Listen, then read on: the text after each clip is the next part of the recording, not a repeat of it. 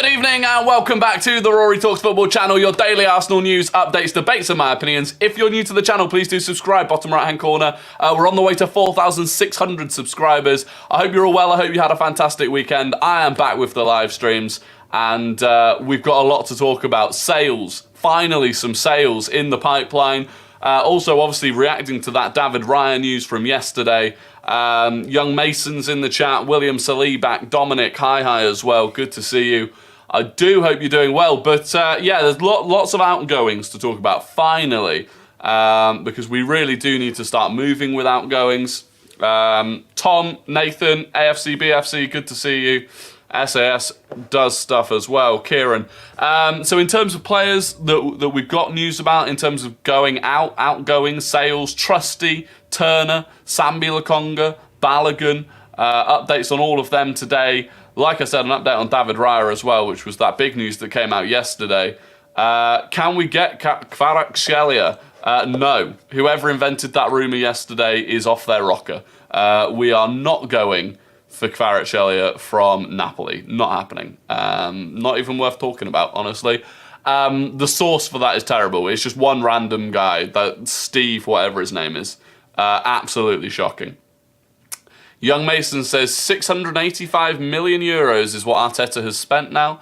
If you add Raya for 40 to 50 million, Kudus for 65, another 100 million, I can't see it. I hope so, though. Need to close the Man City gap. Jake Manafort, good to see you. Sean, good to see you as well. What's the reason of the new background? I just thought it would, I don't know. Just thought it might look nicer. I don't know. Why not? Mbappe to Arsenal source, my nan. Yeah, absolutely. Anyway, let's get on with it. By the way, tonight at 6 p.m, I am on the Top 6 show on the Football Terrace with Terry Flowers. So join it if you wanna watch more of me. It goes on for about 2 hours. So because of that, I've got to jump off here at 5:30 sharp to get some dinner down me. So it is good. We are going to have to rattle on. Anyway, David Raya. This is coming from Fabrizio Romano today. Understand Arsenal have made contact with David Raya's camp to start talks on salary, as the player prefers Arsenal over Bayern Munich. Another player, by the way, this summer that prefers Arsenal over Bayern Munich. Declan Rice, Kai Havertz. Now you've got David Raya as well. Discussions are taking place. No issues with Raya, but key point will be between the clubs, as Brentford have always insisted on £40 million for David Raya. Simon Jones in the Mail then said Arsenal want Brentford goalkeeper David Raya, but early signs are that they'll offer around £15 million. And Brentford are determined to take 30 million at least. Now, take that with a pinch of salt. Simon Jones in the Mail isn't a particularly good source, and 15 million for David Raya is crazy. Crazy.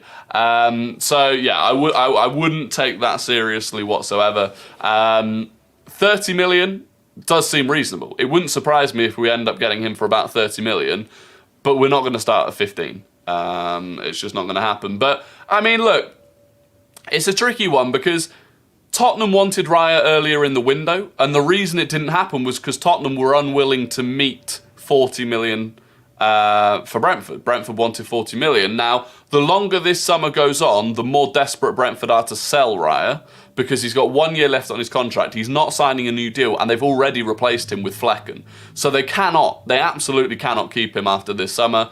And now you look at, Tottenham have gone and signed a keeper. Man United, who might have been interested, have signed a keeper. Chelsea, who might have been interested, prefer Robert Sanchez of Brighton. Bayern made their offer, and it was as a loan. So they're running out of options, Brentford, which is why we could end up getting him for 30 million, which would be sensational. It would be sensational. 25 million plus add-ons would be perfect, says Jake Madaford. 20 plus 10 is more than enough, says William Salih back. If you sell Balogun for around 20, not too bad. Sorry. If we sell Balogun for anything less than 40, it'll be a disgrace. What do you think will happen to Matt Turner? So we'll talk about that. We may as well talk about that now. Because obviously, for Raya to come in, Matt Turner has to leave. And the latest on Turner, according to Sky Sports, Nottingham Forest are in talks to sign Arsenal goalkeeper Matt Turner and are edging closer to signing Dean Henderson on loan from Man United. Forest are in the market to sign 2 goalkeepers this window. Now, Yesterday we heard that Forest would only sign one keeper, and it would be either Dean Henderson or Matt Turner. Now Sky Sports are saying that they're in the market to buy Matt Turner outright, but also to sign Dean Henderson on loan. Now, I'll be honest, that doesn't make a lot of sense to me. For both goalkeepers, their reason for wanting to go to Forest is to get game time. Dean Henderson clearly is not going to start at Man United. They've just bought Onana. And, Matt Turner's obviously not going to start at Arsenal. And particularly in the case of Matt Turner, with the World Cup in the US in, what is it now, 3 years? 2.5 years. No, yeah, 3 years. He needs to start playing football. And so I can't see a world in which both of them agree to signing for Forest and fighting with each other for that starting spot. So I don't know. I do feel like they'll either get Turner or Henderson. And that's why we need to move quick on this. Because otherwise they'll sign Turner. Ultimately, if Forest sign Dean Henderson and then they don't want Matt Turner, the whole domino effect falls apart. Because we have to get rid of Turner for good money to bring in David Raya. And Fabrizio Romano said that himself this morning. This isn't an example of Arsenal want a new first-choice goalkeeper. This isn't a case of Arteta suddenly gone, I need to get rid of Ramsdale and get Raya. It's a market opportunity. And the market opportunity is we can sell Matt Turner for quite a bit of money. Whereas he's probably going to leave next summer anyway, and it would be for less money. So we can get good money for Turner, and we can take advantage of this David Raya situation and get him for cheap money. But all of the things have to fall into place for that to happen. 20 million would be insanely good business for Turner. We haven't really heard any figures about what Turner could go for. I think it's around 15 million. But again, if you can net spend 15 million and upgrade from Turner to David Raya, that's quality business. Howard Højlund being bought for around 70 million after only scoring 9 goals in the Serie A. But when we say Balogun's 50 million for scoring 21 goals in Ligue 1, make it make sense. Yeah, I don't know. I think Man United have overpaid for Højlund, I think is the answer for that. How much did we buy Turner for? Good question. How much did we buy Turner for? Let me have a gander. How much did we buy Matt Turner for? $6 million that could potentially rise to $10 million. So if we were to then, we could pretty much double our money on Turner potentially. And this is what we've been doing with a couple of these signings, and it brings me on to Austin Trusty. Sky Sports reporting Sheffield United are in advanced talks with Arsenal over a deal for centre-back Austin Trusty. Sky Sports News understands a fee in the region of £5 million has been agreed, with Trusty expected to travel to Sheffield to have a medical in the coming days. So, that's a player that's not going to get into the Arsenal team. I think it's quite clear now he's not going to get into the Arsenal team. And we bought him for £1.5 million, and we're selling him a year later for £5 million. Now, look, in the grand scheme of things, £3.5 million is neither here nor there, but it's an easy profit made in the space of a year. And so why not? And again, if you can get similar sort of money, double your money on Matt Turner, it's decent business. And it's why, I quite like these signings. Small, low-value signings, you can't really make a loss on them. It's sensible. So Turner is the only one out of the 4 goalkeepers that can save a pen. Do you know what? I want to talk about this, and I'm not having a go at you in particular, TikTok Lacazette, but there has been a massive over-emphasis on how important saving penalties is in the sort of overall ability of a goalkeeper. Yes, Matt Turner is better at saving penalties, but he's worse at everything else. And the ability to save penalties is just not that important. In an entire season, a goalkeeper might only face 2 or 3 penalties. And even if they don't save any of them, that would be statistically normal anyway. So it's not something that massively affects the team. It just isn't. Yes, it's a bonus if you have a goalkeeper that's good at saving penalties, but ultimately it's not that important. Saving penalties is quite important if we go to penalties in the Champions League final. It is, yeah, but you've also got 120 minutes to make sure that you win the game without it going to penalties. And having a keeper that is good at saving penalties but lacks everywhere else will ultimately be the thing that stops you even getting to the final in the first place. Like if you put Matt Turner in instead of Ramsdale, you're far less likely to get to the final in the first place because Turner is not as good as Ramsdale at everything else. So it's just one of those things. I just don't think it's that important. It's a bonus. It's a bonus to have, not a necessity. Moving on, Sambi Lokonga, another potential outgoing. This coming from Sasha Tavolieri. Arsenal and Burnley are in advanced talks to find an agreement for Albert Sambi Lokonga on a loan deal that includes an option to buy, which could be mandatory should he play a certain amount of matches. Burnley are the concrete option for the player. So I think it's clear Sambi Lokonga is going to go to Burnley. It's just about how that deal ends up being, whether it's a permanent move, a loan move with an obligation to buy or an option to buy. It's good to get him out the door. In terms of the obligation to buy is a good one, right? It's what we did with Pablo Mari at Monza. It means that, if the player provides useful to the club, then they have an obligation to buy him at the end of the season. If ultimately Sambi Lokonga goes there, he's not good enough to play and he doesn't play, it's fair enough that Burnley would turn around and say, well, we don't want to buy him, so you wouldn't have an obligation to buy him. But it's good because it covers our back both ways, because I'm fairly sure an obligation is only one way. So it wouldn't be if Sambi Lokonga plays a certain amount of games, Arsenal have to sell him. It would be that Burnley have to buy him. We could still turn around at the end of next season and say, no, actually, we don't want to sell him if he has a really good season. So generally, that is a sort of clause that works well all round. And again, it would be good to get him out the door quite quickly. Having a good penalty saver won Argentina the World Cup. It's quite important. Yeah, it did. Yeah, but it's like, again, having a good goal. Like Martinez is a good all-round goalkeeper. It's I don't know. I just don't think it's as important as people make out. I reckon João Felix could come if Kudus doesn't. Simeone doesn't rate Felix at all. Yeah, but João Felix is about 100 mil. For whatever reason, Atletico Madrid are determined to get their money back on João Felix, despite the fact that they don't want him. He went on loan to Chelsea and scored about, 3 goals, and Chelsea don't want him. Atletico are just, they're just crazy. They're not going to get what they want for him, but... Rory, I don't know about you, but I like Balogun, and personally, I really hope he stays. Even if he doesn't start, it's good depth, and he'd be an unreal player to have on the bench. I don't disagree with that. I think he's a great player. He is a great option to have on the bench. The issue is he doesn't want to be on the bench. And I think he has shown on more than one occasion that he's not a great player to have around the camp if he's not happy.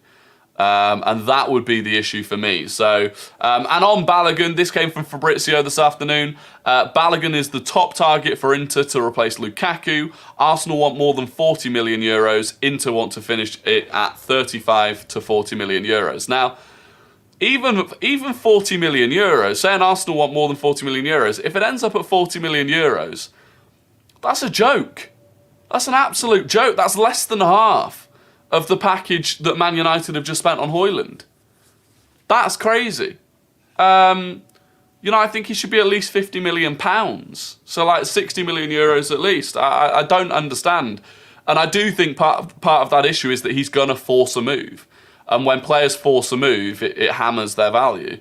Young Mason says Balogun is shy. Yeah, 21 goals in Liga last season.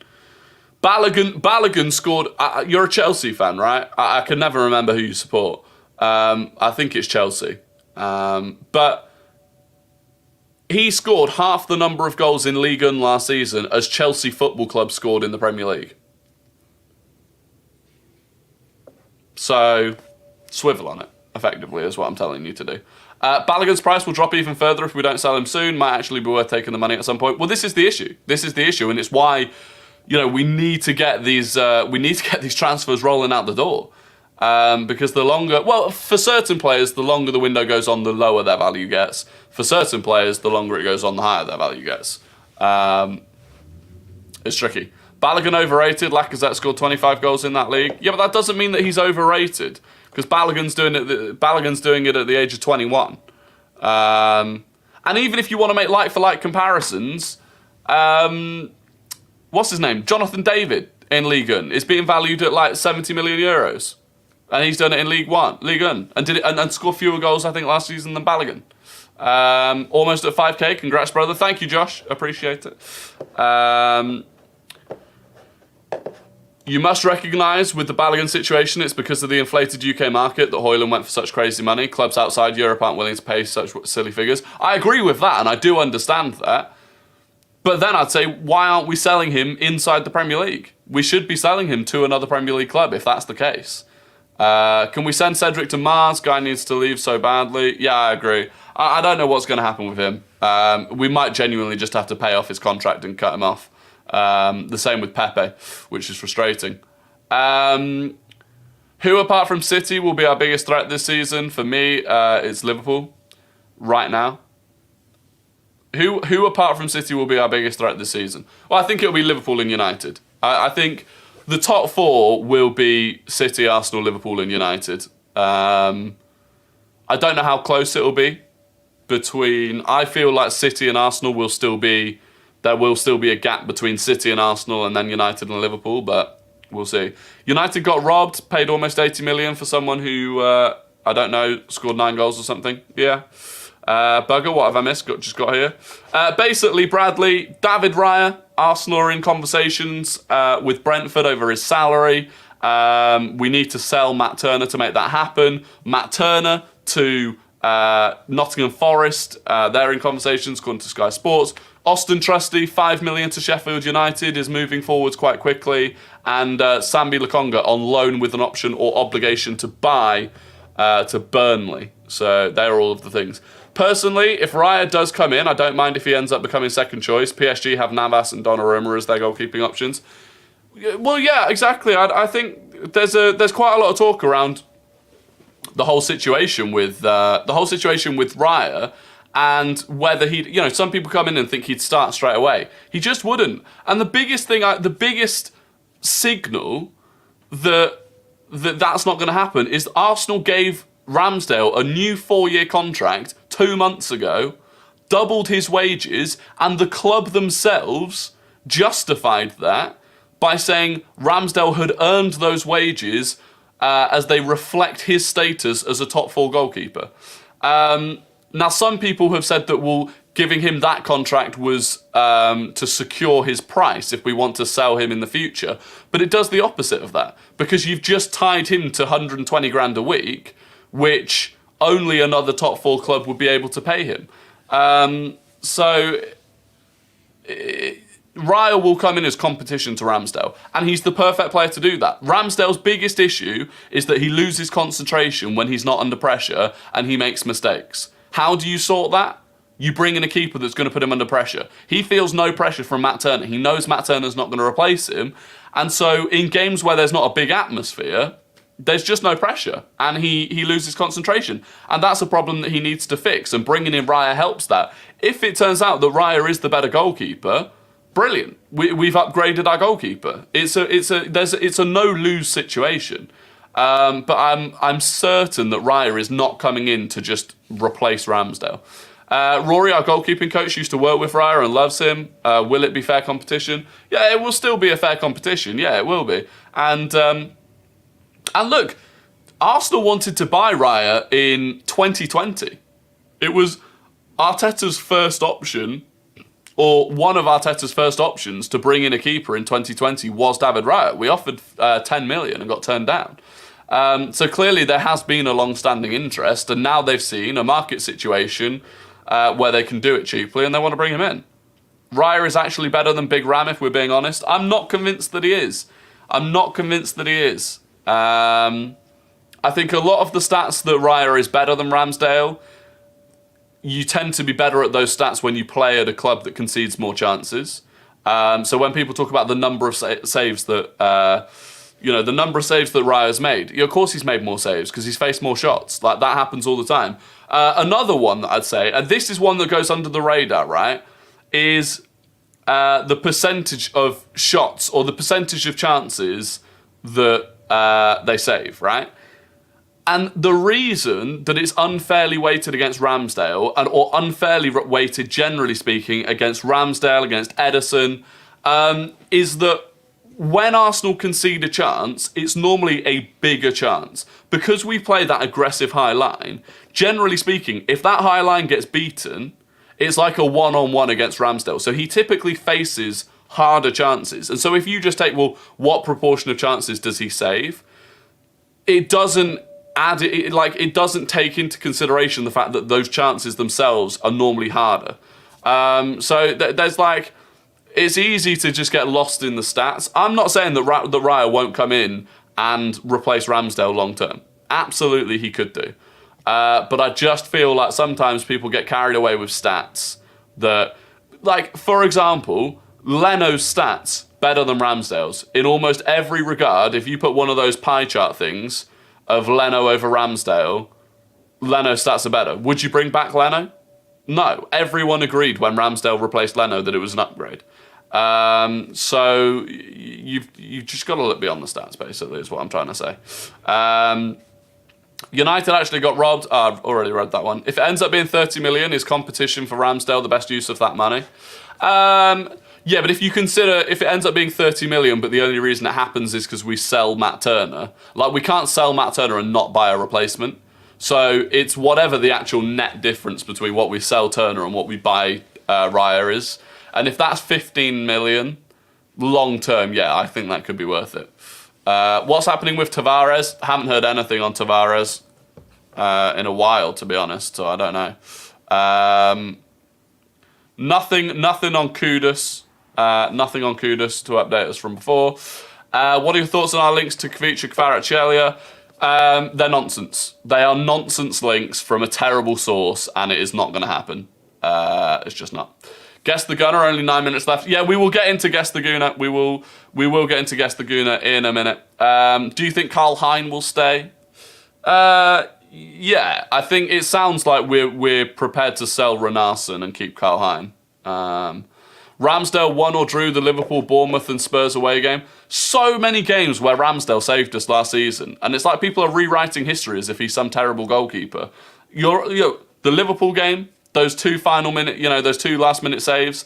Like you said, the Bournemouth game, Spurs away game, Villa away. People seem to forget, 5 minutes before Jorginho scored that goal against Aston Villa away, Ramsdale made an unbelievable save against Leon Bailey to keep it at 2-2. There's so many. $5 from Aaron Super Chat. Is there a problem these days? Is there a problem with Days being 6 foot? I assume that's meant to be Raya. Bit short for a keeper. Not saying he's bad, just curious on your thoughts. Yeah, well, it's an interesting one. I didn't realise that Aaron Ramsdale's the second tallest keeper in the league at this point. Because he's not a massively tall keeper. I never thought he was anyway. But, yeah, Raya is 6 foot, which is short for a goalkeeper. I think he's the third or fourth shortest goalkeeper in the league. But, having said that, I think last season his saves from shots outside the box was the highest in the league. And I've never really looked at him and thought he had an issue with saving shots because he was short. And in terms of coming for crosses, which is, again, where short keepers can struggle a bit, his stats when coming for crosses are fantastic. So, overall, I'd say no, I don't think it's a massive problem. Any updates on Botello? No, I don't think so. Anyway, it is time for Guess the Gooner, the game where I give you an ex or current Arsenal player's career path, minus the Arsenal part of it, and you have to guess who that player is. The first person to get it correctly in the YouTube chat gets the immense pride, respect of the Rory Talks football community and the wider football community. And look, you get to go down to dinner tonight, sit at the dinner table, and tell your family that you won Guess the Gooner. What could make them more proud? So today's Guess the Gooner, get your fingers on your keyboards, started at PSG. They went to Real Madrid. They went back to PSG. They went to Liverpool on loan. They went to Man City. They went to Fenerbahce. They went to Bolton. They went to Chelsea. They went to Shanghai Shenhua. They went to Juventus. They went to West Brom. And they went to Mumbai City.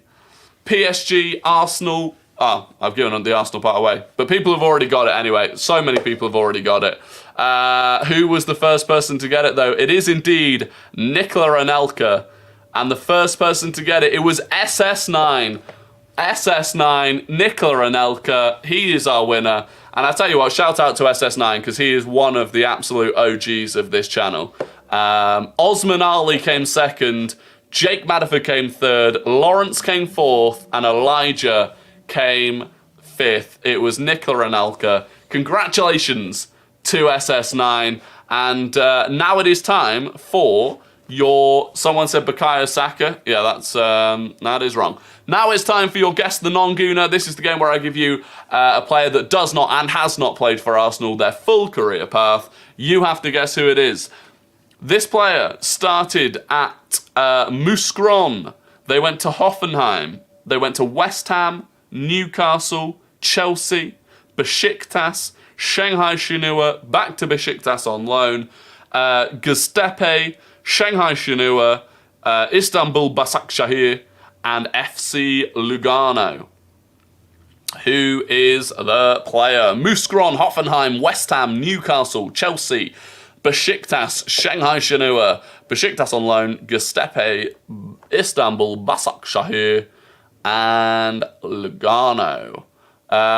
People have definitely got it correct. Who was the first person? It is indeed Demba off the bar, and it's William Saliba with a new contract who has got it first. It is indeed Demba Ba. Jake Madiford was second. SS9 was third. Eli Pendry was fourth. And Kian Batten was fifth. But it was Demba Ba.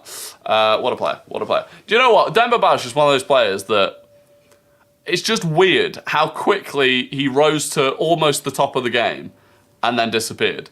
Like literally within the space of 3 years, he went from Hoffenheim to West Ham, to Newcastle, to Chelsea, and then to Besiktas. In 3 years. Crazy. Absolutely crazy. Do one more? I can't do one more, unfortunately. No, right. If you take one thing away from this stream, the rumours about Kvicha Kvaratskhelia are nonsense. It is not happening. If you take one thing away, end any hope. Look, I'm not saying it will never happen, but this summer, we don't have the money for it. Napoli don't want to let him go. We don't need him. We don't need another left winger. It's not happening. Rory, what did I miss? The entire stream. The entire stream. People are saying SS9 was robbed. Autocorrect. Oh, we want a recount. We want a recount. Did SS9 get there first? SS9 did put Sa. I mean, that's a tricky one. As an adjudicator, that's a tricky one because I can understand that Bar could autocorrect to Sa. But also, Sa is a completely different player. Like, that is another player. It's not like it's corrected it to a random word in the dictionary. Do you know what? SS9, you won Guess the Gooner. It's a more prestigious event. You won Guess the Gooner. You've won the big one today. So we'll give the benefit of the doubt. We'll give the benefit of the doubt to William Saliba. But anyway, that is going to be the end of the stream. Like I said, in half an hour's time, 6 o'clock, I'll be on the Top 6 show on the Football Terrace. So if you want to tune in for that, 2 hours talking about everything, not just Arsenal, but I'll be giving the Arsenal perspective on all of those things. So if you want to watch that, please do get involved. Other than that, have a fantastic evening. Smash a like on the video if you enjoyed it. Drop a subscription if you haven't already. And I'll be back at the normal time tomorrow. Cheers.